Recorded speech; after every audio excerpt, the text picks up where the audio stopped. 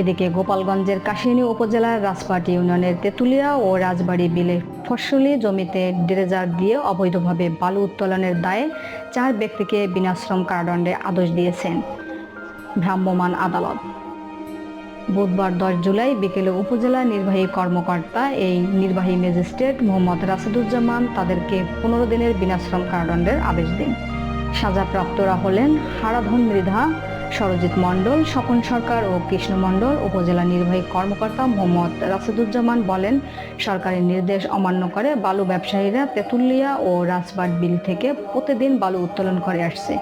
বারবার সতর্ক করার পরেও কর্ণপাত না করে ব্যবসায়ীরা নিজেদেরকে স্বার্থে বালু উত্তোলন কাজ অব্যাহত রাখেন।